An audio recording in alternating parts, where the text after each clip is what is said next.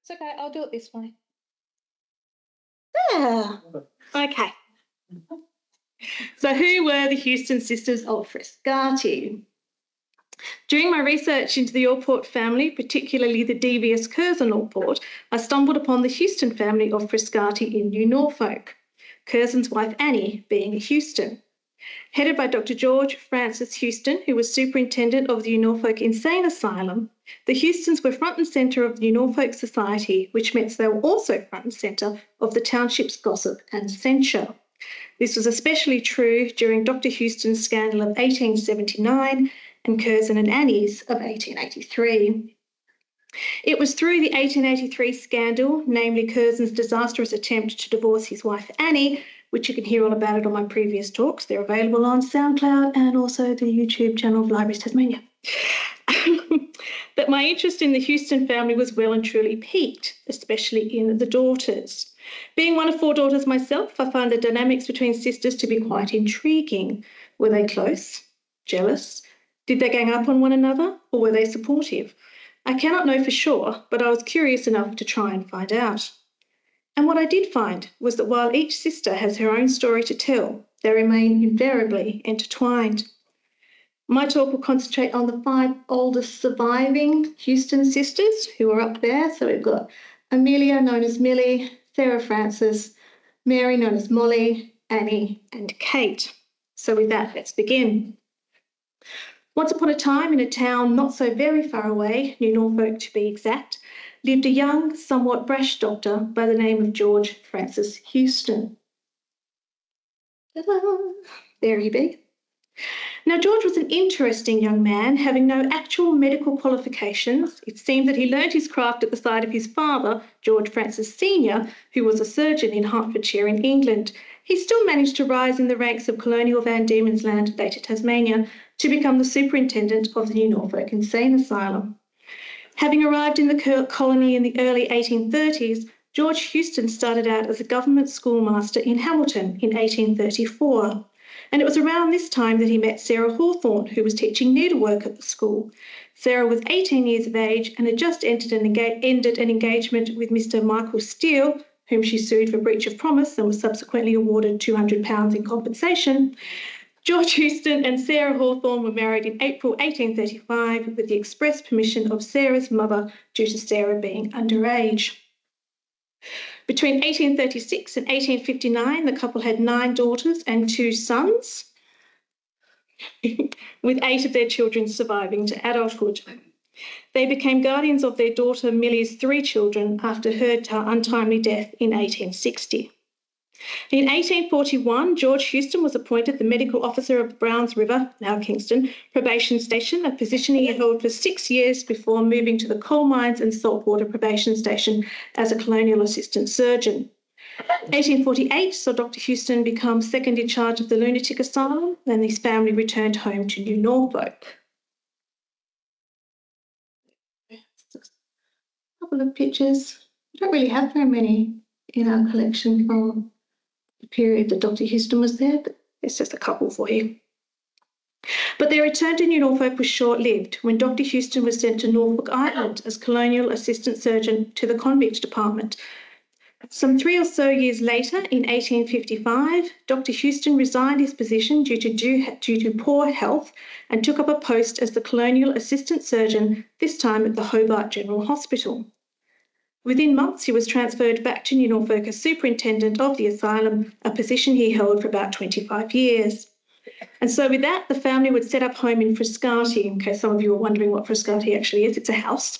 It was a house built on the grounds of the hospital, which would become the family's base during Dr. Huston's tenure as superintendent.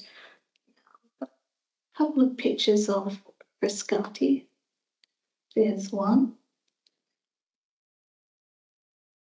There's another one that I pinched from Gowan's book. So obviously, those of you that live in New Norfolk know that it's now in a sad state, having been left to the passage of time. So despite facing his own trial in 1879 for the alleged sexual assault of the matron of the asylum, it would appear that Dr. Huston and his family were held in high regard in the New Norfolk area, especially at the asylum. Scottish composer and former convict and asylum employee Alexandra Lang wrote 7 pieces for the Huston family, including 2 just for Annie. He wrote Annie Huston's Waltz and Miss Annie Huston's Strathspey, I'm sure I've said that wrong. And for Miss Mary Huston, he wrote Mary Huston's Waltz, and he wrote one for Sarah Francis, Mrs. W. A. B. Jamison Glenleith Van Diemen's Land. Historian Peter McPhee writes in his book, One on the Fiddle from Scotland to Tasmania, 1815 to 1863, The Life and Music of Alexander Lang, that 4 tunes were dedicated to the daughters of the Huston family. Like their father, the Huston's daughters appear to have been very well liked, especially by the asylum patients. Lang recalled in his autobiography that on occasion the Mrs. Hustons took their pianoforte to the female patients' dining room to amuse them. Dr. Huston's work at the asylum was also praised by Lang, who wrote, Dr. Huston is a gentleman well qualified for the arduous and responsible duties he has to perform. He is benevolent, affable, courteous, and gifted with great forebodings and patience, and will not permit any to suffer under his care. He will not allow any of his subordinate officers to use the slightest violence or threats towards his patients.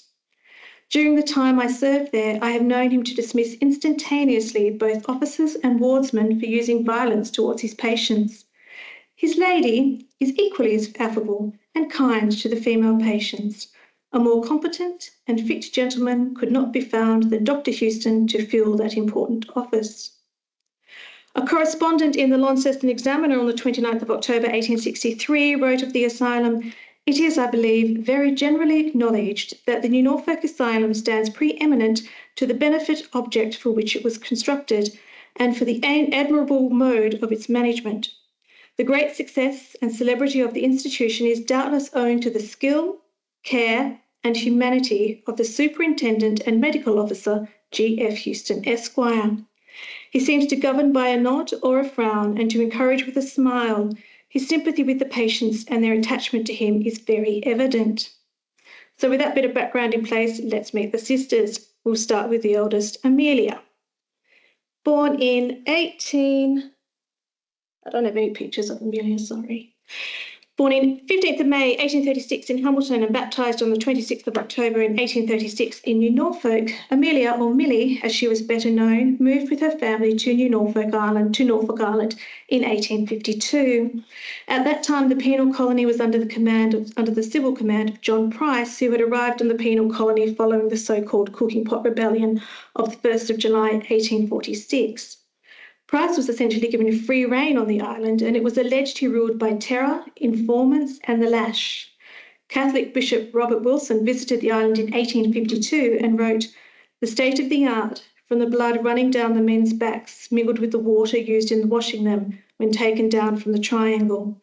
The degrading scene of a large number of men waiting their turn to be tortured, and a more humiliating spectacle presented to those who had undergone the scourging were painful to listen to. The same year, the following account of the treatment of convicts was given in the Freeman's Journal in Sydney. In many instances, the treatment they receive is so barbarous as to induce them to prefer death to life. Numbers of men are confined in gloomy cells underground, loaded with manacles. The chains are actually entering the fleshy parts, leaving an impression for a long time after they were set at liberty. Norfolk Island was a brutal place during the time the Huston family were in residence, and although I have no doubt the family was shielded from the worst of it, it was nonetheless against this backdrop that Millie Huston was courted by her future husband, then ensign to the 99th Regiment of Foot, Francis Seymour Gaynor. And there he is. Interesting photo that, isn't it? Yeah, yes. He was stationed on the islands in 1850, and the couple married on the 15th of May 1854 at the home of her father, Dr. Huston. So this photo, on the back, it says, so check him out there. He's not looking terribly young, is he? No, right? So allegedly he was 27 when they got married. Oh, bugger. Oh, no, there we go. Sorry. So on the back of that photo, it writes, for Miss Huston. Now, if he was meant to be 27 in that photo, and it says Miss Huston, a little bit confused. He either wrote that well and truly after they married, or he wasn't 27. Just putting it out there. Millie was 18. According to their marriage record, he was then held the rank of lieutenant, and Francis Seymour Gaynor was originally stationed in Cork in Ireland before being assigned to the convict escort duty in Australia in 1849. From there, he was stationed in New South Wales and Van Diemen's Land, including at New Norfolk, where it is believed he first met the Hustons before renewing acquaintances on Norfolk Island. And this is a lovely little sketch that we have in our All collection that Amelia did of their first home on Norfolk Island. And I thought that was particularly sweet. In 1855, with the settlement of Norfolk Island winding down, Lieutenant Gaynor was transferred back to Van Diemen's Land, and Millie, her mother, 3 sisters and young brother travelled to Van Diemen's Land, arriving in Port Arthur on the 22nd of February 1855. After seeing out his resignation period, Dr. Huston and the remainder of the family followed in May 1855.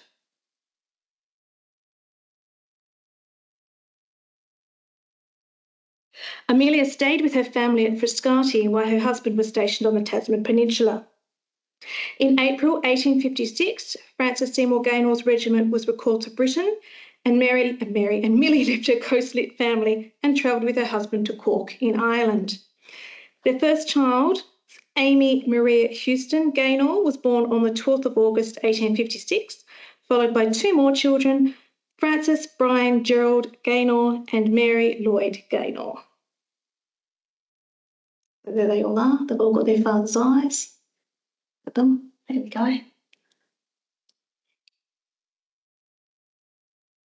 In 1858, the Gaynor family moved to the military town of Aldershot in England with Francis Gaynor's regiment, and he was promoted to captain. When Amelia fell ill with consumption, it is believed that the family decided for her health that she should return to the Hustons in Tasmania. Mrs. Captain Gaynor and family arrived per the Percy, along with her future brother-in-law James Mallard Clark, in December 1859. Amelia died on the 29th of April 1860 at the age of 24 of consumption at her family's home in Frascati in New Norfolk.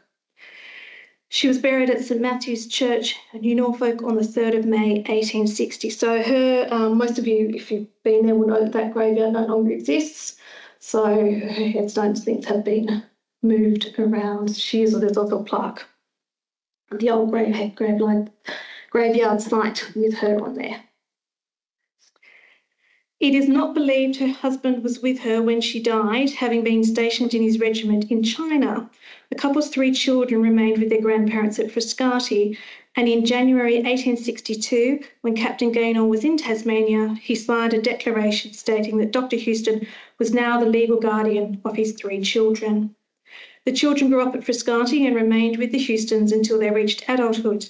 Their father kept in touch by letter, and in 1888 he visited his children along with his second wife, Fanny, who was emeritus, and their daughter.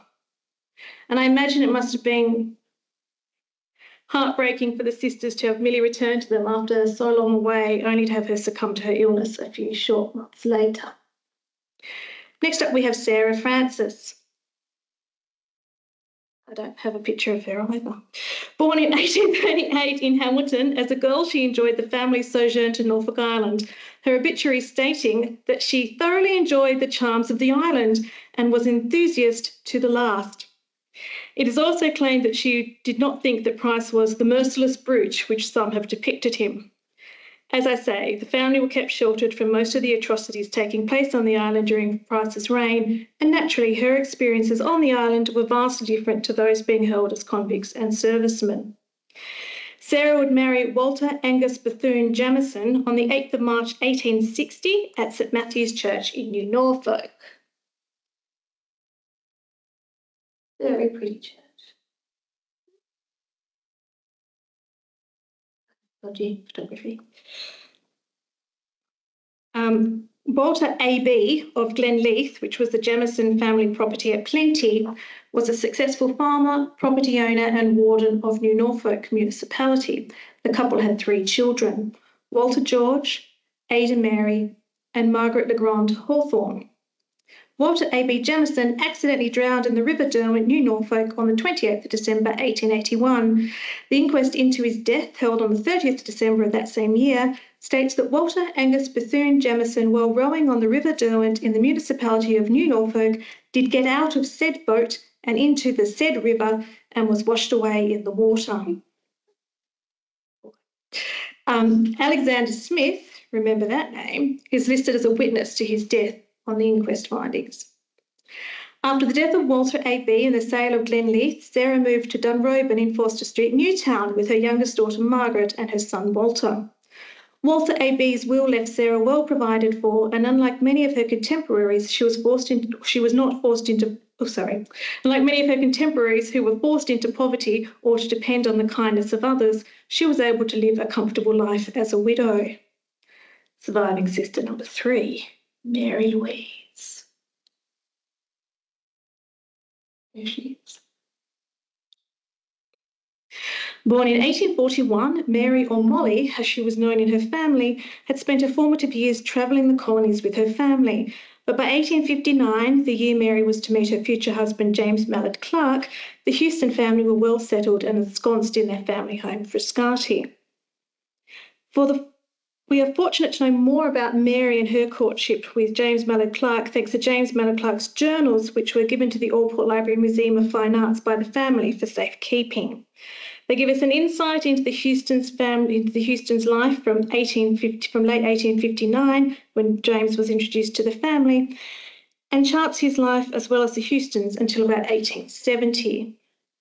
Having arrived in Hobart Town in December 1859, coincidentally as mentioned on the same ship as his ill-fated future sister-in-law Amelia, James was soon introduced to Dr. Huston and his family, including his daughter Mary Louisa Huston. Spent Christmas with the family writing, went over the establishment, meaning the asylum, which is full. Some curious cases. The women are much more troublesome than the men. Went to Dr. Huston's and to church. While in possession of 3 single daughters of marriageable age, Mary, Annie and Kate, it would be Mary who captured the attention of the young visitor. On the 27th of December 1859, he went for a walk with Mary, and by February 1860, he was enjoying a half-hour's flirtation with Miss Huston. James, it seems, was a great favourite among the Huston sisters, spending much time with Mary, Annie and later Kate, escorting them around town when they visited. Went for a walk with Brock and Annie Huston to the Government Gardens. And on the 14th of February 1862, he writes, Valentine's 2, one from Annie H. He neglects to mention who the other one was from.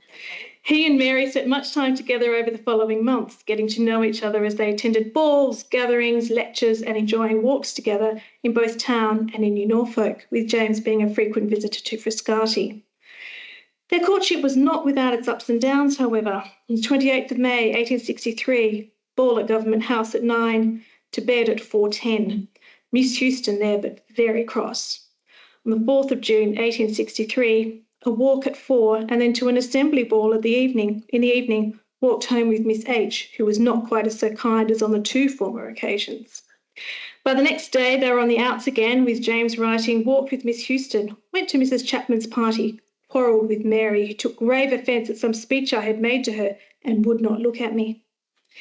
6 months later, on the 28th of January 1864, while at Government House, James recalls Mary was there, spent the evening in a perfect rage during the first portion of the dance, but afterwards made a hard struggle and talked to Mary. In March of that year, he attended the wedding of Annie Huston and lawyer Curzon Allport, which by all accounts was a merry affair, which is more than I could say for their actual marriage, but more on that a bit later. A week after the wedding, on April the 6th, 1864, James attends a dinner party at which Mary is also present. He writes of the affair, pleasant evening, but dear Mary was not at all herself, and it was sorry work to try and please her. As the years progressed, James settled in town, working at the Lands Titles Department, and he also had a part-time job at the Hutton School in Macquarie Street. He continued to spend as much time as possible with Mary in New Norfolk. He caught the steamer to New Norfolk as a letter received from Mary in the morning required an answer. Arrived at Frascati soon after 6. Spent the evening talking to Mary. And he also spent time with the now married Annie, calling on her frequently while she was in town and escorting both Kate and Annie to New Norfolk. went to Norfolk with Kate and Annie, found Mary waiting their arrival. After that, it would seem that Mary made more frequent visits to town, often staying with either the Bensons at the Queen's Orphan School or with the Allports when Annie was in residence. In 1866, Mary and Kate and Annie, tongue-tied, sorry, when she was home from Melbourne. So Annie moved to Melbourne, so she pops over every now and then. Seemed very much to be a package deal, with James writing about all three frequently. Met steamer at 8, and then with her came Annie Allport and Kate Huston, wrote to Mary. On the 20th of January 1866, he dined at Broadland House with Annie, Mary and Kate. Trouble again loomed on the horizon for the happy couple on the 1st of July 1866, went to church with Mary morning and evening, spent the evening in the drawing room, and Mary went to bed in a fit of hysterics. Now, it would seem that Mary may have had a bit of a jealous streak, and while James did not mention what caused this fit of hysterics, it would occur after the couple had been to visit Mary's older sister, Sarah Jameson, at her home in Glenleith. By this stage, Mary had seen two of her sisters marry and start families of their own, the main objective of any good Victorian woman, while she was still unmarried at the grand old age of 26. Perhaps she was thinking that James would never get his act together and actually propose to her. However, she would not have to wait too much longer, as after a 7-year courtship, maybe an equally fed-up Dr. Huston informed James on the 24th of March 1867 that Mary and I should be married on or about Tuesday week. Very direct, our Dr. Huston. The following Tuesday, James writes, Tuesday, the 2nd of April, 1867, rose at 9, dressed, and went to All Saints at 10:30. Was married by licence to Mary Louisa Huston in the presence of George F. Huston Sr. and Jr., Mrs. Jamison and Kate Huston. Went to Browns River with all except George, dined, and the party left the newly married couple to themselves at 4 o'clock. The next day, he reports, Wednesday the 3rd of April, Mary too unwell to leave the house. Spent the day missing her and went to bed early. The first few months of their marriage was spent with Mary at Frascati in Norfolk with her family, while James would spend the week living and working in town. He would return to a rather crowded Frascati every weekend. The couple would eventually both settle in town and went on to have 6 children. They had Jeanette Mary, Huntley James, that's little Huntley there, Blanche Emily, Cecil George, Margaret Alston, and Ethel Eleanor. Although James Malloch Clark was chief clerk of the Lands Titles Department, it would appear that he and Mary lived a rather modest life, at least in comparison to her sister Kate, which you'll see when you have a look at the pictures. In a letter dated 1881, Mary writes to her niece Amy Gaynor, "Thank you for your letter. I am sure I do not know when I will get up there.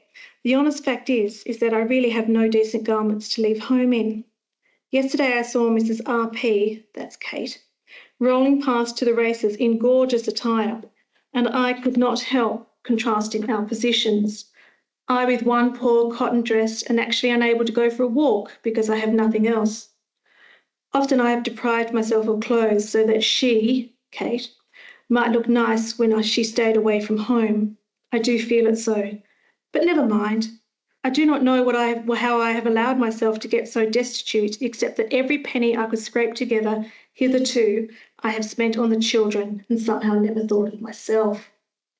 By the time this letter was written, Kate had been married to Justice Robert Patton Adams for 11 years, and so I imagine the clothes Mary deprived herself of in favour of Kate must have come from some years before that. What long memories we siblings have, especially sisters. So if we have a look at this, so we see there's Mary, looking, as a studio, so she probably would have been wearing her best clothes to have a photograph taken. So compare that to, wrong dude, there we go, to Sister Kate. Check out her outfit.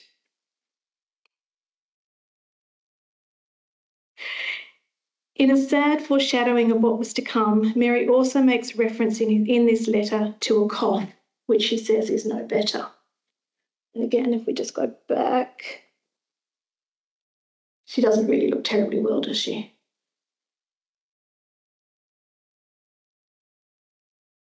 It's James Malloch Clark, there he goes. Now we come to Kate, seventh or fifth surviving daughter of Dr. and Mrs. Huston and second wife of Robert Patton Adams. Oh, that's James Miller Clark. Oh, yeah, that's James. Sorry, that's my fault. That's James. I had to pinch that picture from the parliamentary website because we don't have any. So he looks happy, doesn't he? Oh, Kate, there she is. Okay. And later Judge of the Supreme Court of Tasmania, Mr. Robert Patton Adams. There he is, in all his, as Chloe told me, Ned Kelly glory. There he goes. And there he is with his gear on. I'm born on the 3rd of February 1849 in New Norfolk. Yeah, Kate was the seventh surviving daughter.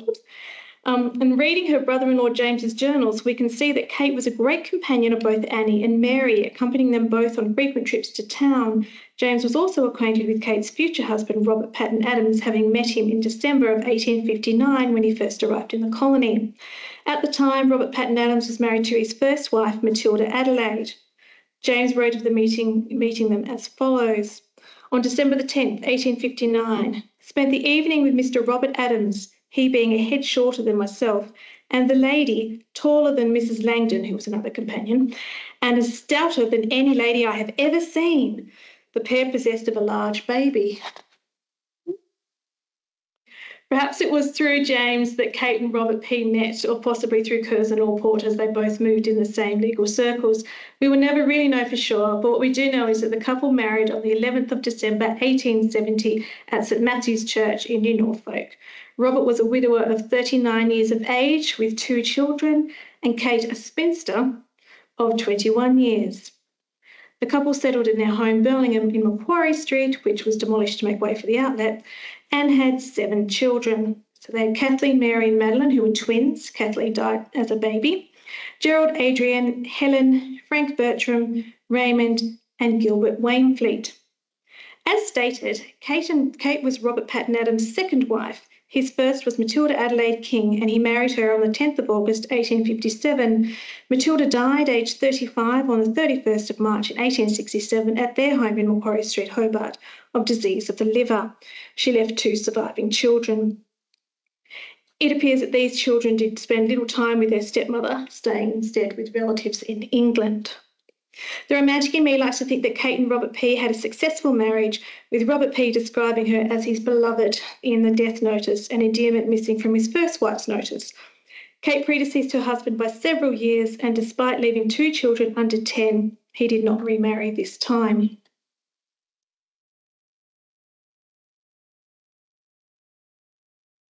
And finally, we get to Annie. Oh yeah, I forgot about that one. So that's a picture of Kate with their mother, who's not looking best pleased. She's not quite sure what's going on there. She's, take the photo. Just take the photo. Yep. And that's what we have with Kate in our collection. It's a little miniature on ivory from memory. There. Now, as I've already covered Annie's life in great detail in previous talks, I'll just give you a little overview for those who have not heard it. So she was born on the 14th of December 1844 in Hobart, and she married Curzon Allport on the 31st of March 1867, again at St. Matthew's Church. She was 19, he was 27. Poor old Annie. There he is. Good old Curzon.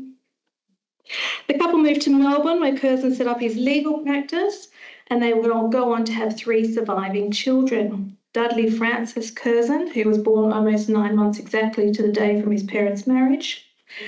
John Roberts and Annie Sybil Louise, or just Sybil. Annie would make multiple trips back to Hobart and New Norfolk over the years, and the family would move back permanently after the death of Curzon's father, Joseph Allport, and his older brother, Morton Allport, in 1877 and 78, respectively. Upon their return to Tasmania in 1878, Curzon installs Annie and their young daughter at New Norfolk, where he set up home at Aldridge Lodge, the Allport family home, with his elderly, grieving mother, Mary Morton Allport, and his 2 sons, Dudley and Jack.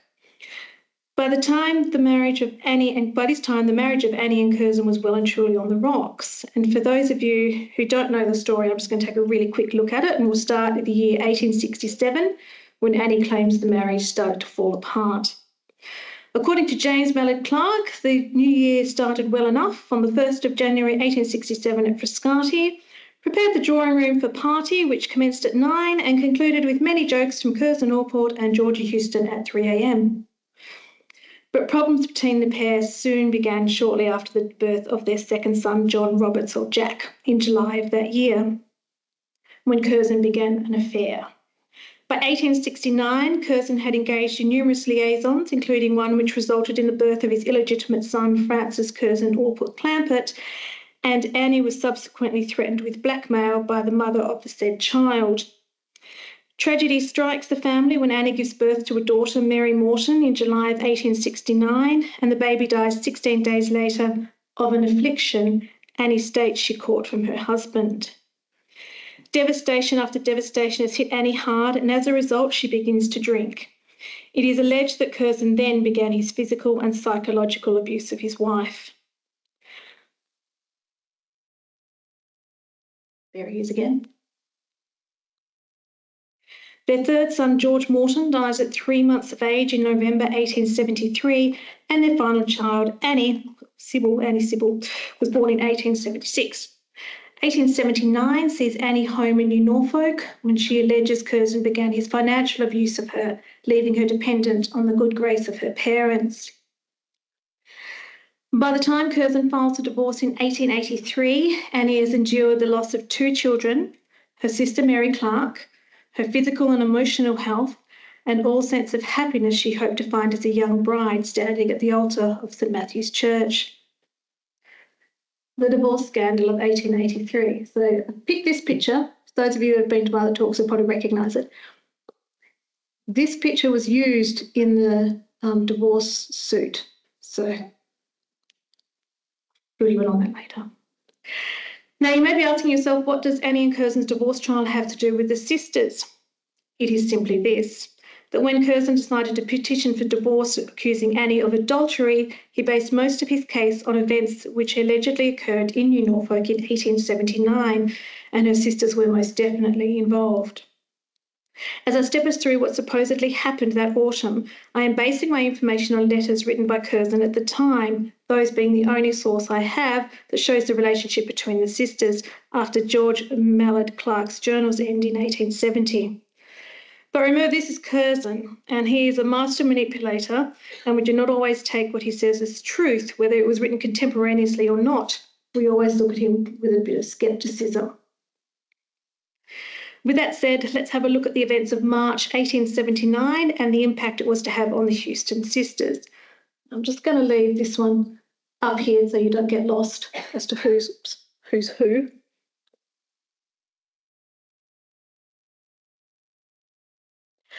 We start with Curzon, who was living in town, as in Hobart, receiving intelligence that his wife Annie was engaging in behaviour that could be construed as adulterous with one Alexander Smith the Younger, a local cabman and long-time acquaintance of the Huston family and Curzon himself, and witness to Bolton's death at the Derwent River.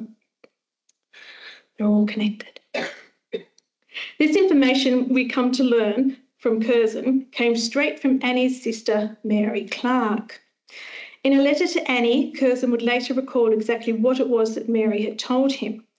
Mrs. Clark, Mary, called on me here in town late last Wednesday afternoon, saying she heard reports of you, Annie, which she determined that if no one else would tell me, she would, with a view to stop the indiscretions on your part, which would disgrace her and her sisters. She informed me that there was a degree of familiarity existing between you and that youth Alec, whom you employ to drive you about in a buggy, and it was improper, disgusting and disgraceful, that so bad your sister Florence and nieces Amy and Mary Gaynor refused to go with you, that you took youngest Huston sister Ethel, who knew no better but who had spoken of it as objectionable, that she, Mrs. Clark, had herself seen enough to convince her of the truth of these statements, that Mrs. Adams, Kate, had also told of goings-on, she had been informed that when sitting in a buggy box seat, you leant against him, and he had seemed very familiar in his language. Initially, Curzon keeps the news from Annie that his informant was one of her sisters and allows her to continue to believe that he learnt it via an anonymous letter. He explains his reasons for this in a letter he writes to Mary, written on the 6th of March, 1879. My dear Mrs. Clark, in order that there may be no misunderstanding or doubt as to that which has recently passed, I shall, with your permission and that of your husband, recapitulate in a few words the substance of your conversation when I called on you Monday last. I mentioned that I had referred to the subject you had communicated to me on that Wednesday previously, to wit, Mrs. Curzon, that I had purposely avoided mentioning your name as I naturally did not want to be the cause of dissension between sisters, that my wife had assumed my information had come anonymously from New Norfolk by letter. Now, not knowing where these stories had come from, Annie is completely blindsided. She had no idea that these stories existed, let alone that they had spread to her husband, and upon hearing them, she pleads her innocence.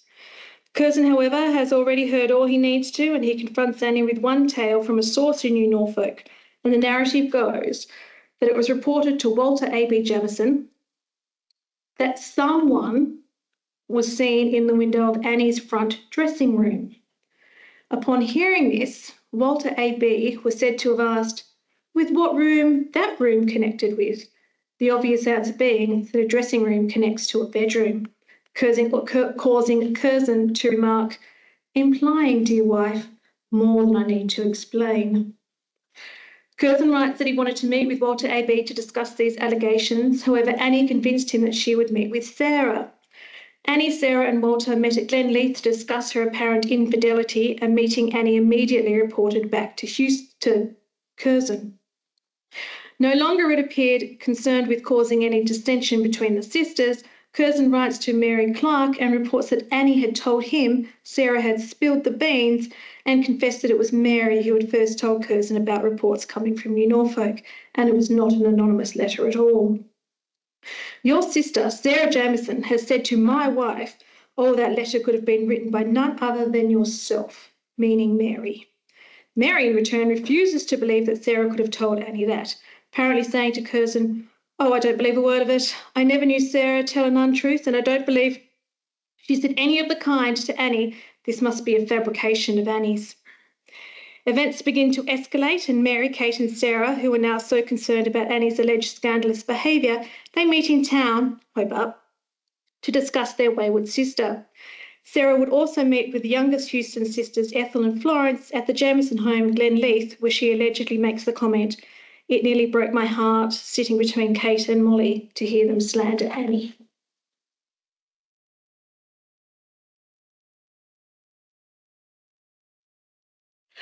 It would appear battle lines have been drawn between the sisters, Mary and Kate on one side and Sarah, Florence, Ethel on the other. But what of Annie? Being the subject of all these slanderous and salacious stories, I imagine she is left feeling very isolated, and I have no doubt that she was shocked, devastated, angry and humiliated. Her sisters, that core group of people who have been with her by her side since birth, having seemingly abandoned her. Mary objects to receive you in her house, and that from henceforth she would not do so. My reply, as in Curzon's, was to say that Mrs. Curzon would not trouble her. Annie has now been shunned from her sister's home. Curzon, evidently, is equally as shocked, surprise, by the split between the sisters, and he writes to Annie, what most surprised me was that after all you, Annie, have had to suffer, your sisters were not the first to sympathise with and assist you and stand your friend in evil or good. Determined to uncover the truth or set Annie up, who knows, Curzon takes it upon himself to question the sisters and their behaviour towards Annie. To Mary he is alleged to have said, how long have you been keeping this ugly thought in your knowledge? Was it months? I do not think I have heard of you being from New Norfolk since. So much better it would have been, instead of harbouring these unkind, unclean thoughts, that you have warned Annie, and that she could have the right to look to her sisters for support. It was only a few weeks back that my wife and I were welcomed into your house. Other occurrences have taken place between you and my wife which seem utterly incompatible with conduct such as you would vaguely allude to. Mrs. Adams and her husband invited us to a dance at their house on Tuesday, which I scarcely venture to think would have been the case were Mrs. Adams to believe the vile slander. My wife has been cut by everyone and has not been to town. He appears to be implying that up until Mary heard and allegedly started spreading the allegations against Annie, the sisters had no quarrel with Annie's behaviour. What no one seems to be able to explain is why that changed. Why, instead of speaking directly to her sisters, did Mary choose to go directly to her brother-in-law? It is a question that we will never know the answer to, but whatever her motives, Curzon wants Mary to put it in writing to what you saw so horrible in my wife's conduct. He writes, "It was now absolutely necessary that the allegations of impropriety, be dealt with in writing so that there cannot be any misunderstandings or doubts as to words or meanings." You can take the lawyer out of the courtroom. Curzon claims that he wanted to know the truth in so much as it affects his business, their children, and even his mother's health. You'll notice he makes no reference to the effect it would have on Annie, although he does write that he sends her his husband's love and sympathy and signs himself ever yours, Curzon. After the salutation, you could be forgiven for thinking that his investigations are for Annie's benefit, that he is indeed fighting to exonerate her. But is that really the case? Is he trying to prove Annie's innocence, or is he setting her up by separating her from her family? But I digress. Following his interview with the Town sisters, Kate and Mary, Curzon makes plans to return to New Norfolk with his wife. However, upon arrival, he finds Annie is not there. He goes to Frascati, and it is here he learns that the Glenleith meeting between Sarah, Ethel, Florence and Mary Gaynor, their niece, which had taken place a few days prior. Curzon immediately decides that the young Hustons should also be questioned, and he naturally wrote it down in your father's presence from their lips. According to Florence, the meeting at Glenleith was basically a blame fest of who started or who spread the rumours about Annie. Prompted by Annie telling her sisters Florence and Ethel that Sarah was laying the blame at their feet, she reports Sarah as saying, "Don't think it is because I, Sarah, have just been to town that it was my fault. It was those girls down at home, Frascati. It is on their shoulders. They have been writing to Molly and Kate." Upon hearing this, the youngest Hustons decided it is time to pay a visit to Sarah, who by all accounts was expecting that some of you would be up today. But when confronted by Florence and Ethel, the Queen of Denial, Sarah, said Annie was incorrect and that she, Sarah, had never blamed anything on those girls. The blame was all on Molly. Now, remember that earlier comment about Annie leaning on Alec in the buggy? Well, according to Florence, that came from Mary. She accused Annie of impropriety, saying to her younger sisters and nieces after a drive home from Bushy Park with Annie and Alec, "Did you notice the way Annie was leaning against Alec?" Annie, Florence says, was simply asking for a lesson in driving the buggy, and that the girl saw no impropriety in her behaviour. Florence believes that slanderous stories were born from jealousy. I believe that it is all jealousy on behalf of those in town. They have a down on Annie, and that she, Ethel and the Gaynor girls never spoke ill of Annie or did they see anything improper on her behalf. When it is all said and done, I do not know where the truth lies. Who started the rumours about Annie and why?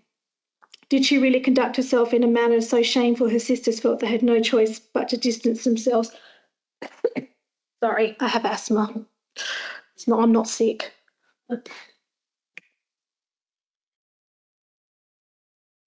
And sisters felt they had no choice but to distance themselves from her. Or was this just a cruel story that got out of hand? I suspect the answer is somewhere in the middle. If you have heard my previous talks on Curzon and Annie, you will know that Curzon was not only a master manipulator, but also a cruel abuser who would frequently gaslight his wife, and I have no doubt others, should it serve his purpose. Is that what has happened in this case? After all, we only have Curzon's words to go on. I am the last person to trust Curzon's words and motives, but somehow I find that there are notes of truth in what he has reported. Having said that, though, I do find it very suspicious that he conveniently had all these letters to produce when he filed for divorce some 4 years later. But I'm always suspicious of Curzon. I do not know what became of the relationship between the Huston sisters after this, whether Mary relented and allowed Annie to visit her in town, or if they would remain estranged. But one interesting note I will add is that Dr. Huston made provisions for all his daughters, with the exception of Sarah, who was left better provided for by her late husband under his will, and of course Mary, who predeceased him.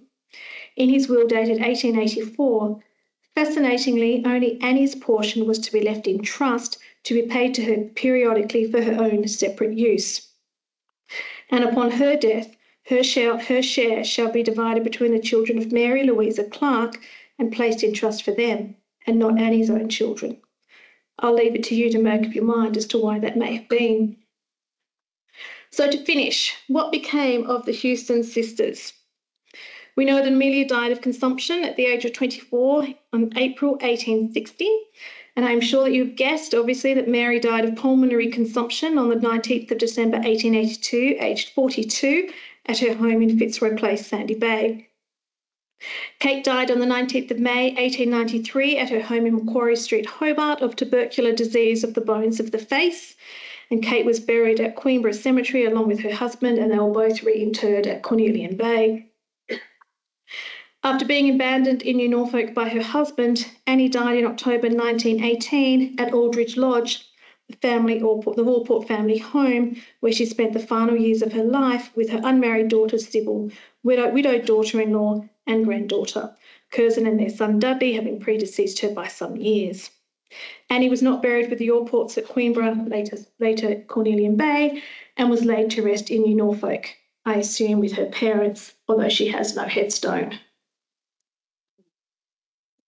Dodgy pictures of her parents' headstones. Sarah died on the 4th of October 1923 at her home in Newtown, Hobart, and she was buried at St John's Cemetery in Newtown. And so with these words, I will end this chapter. Families are complex. Perspectives differ and memories can at times contradict. Emotions are heightened, and when others are introduced into core family groups such as sisters, fundamental changes occur. The Huston sisters' bond may have been fractured, but it is worth considering that while the ties that bind may fray, do they ever really break?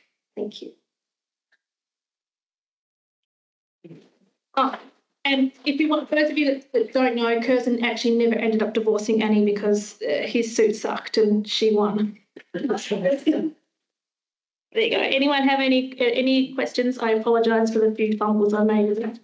My voice is not holding out as well as I should. Anyone? Anyone?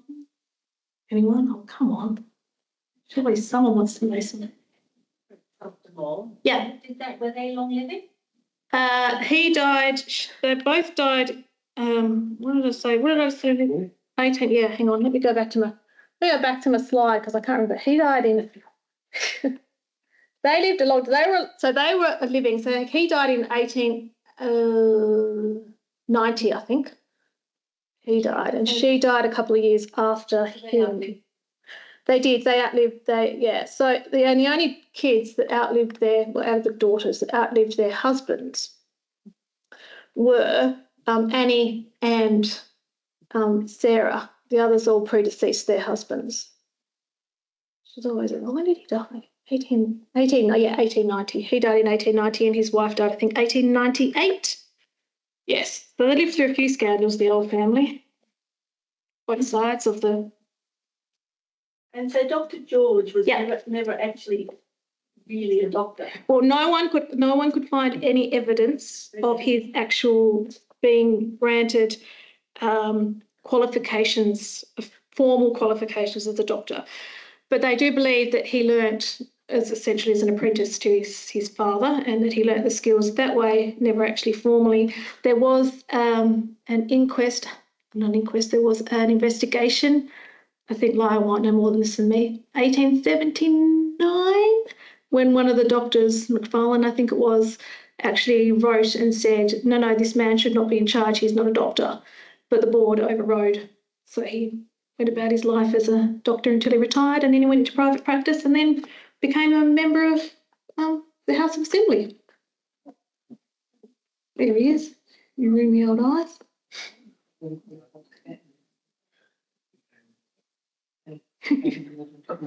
Oh, yes, hi, sorry, yes. Kate, the slightly Hello. dodgy photo of Lieutenant Gaynor, Yeah, do you think it might have just been an innocent friendly gift to another one of the younger sisters? look, could well have been. Who knows? Who knows? He did, as I say, she predeceased him by a number of years, and there are lots of letters that the family have. We don't have them here, obviously. The family have got them, and they've written a book about the Gaynors, where he wrote lots of letters backwards and forwards to the Huston family. Obviously, they had his 3 children, and in that there's a lot of communication. So I wouldn't be surprised if that's exactly what it was. Yeah, just a simple token to one of his former sisters-in-law. It ended up in our collection, our report collection, in Annie Allport's album. So, yeah, it's, I guess she got revenge by outliving them all. look. Moving into Aldridge Lodge, doing a bit of renovation. She had a bit of a after a dodgy husband and dodgy son had gone to meet their maker. The dodgy sisters, yeah. Somebody who's interested in purchasing this stuff. Is that Friday? You know that? Yeah, so yeah, it went up for a couple of weeks ago. It was advertised in the paper for public comment on Yes. whether or not it will be. I don't know whether is it the whole house or is it just the land around the house? Do we It's know? only a boundary It's only the bound. Okay. yeah, which was an incorrect adjustment when the quarantine Oh. some years ago. Okay. Yeah. Yeah. I don't have a question, but I've got a comment.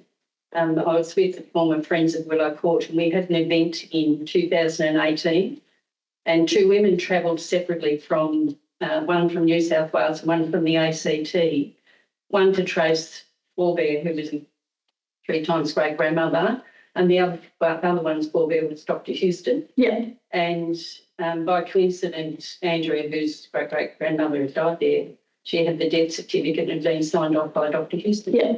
Yeah. I as part of my job, I'm doing transcription work on a lot of the patient records of the Royal Derwent, and it's very surprising, probably not, how many autopsies he conducted. Huge number.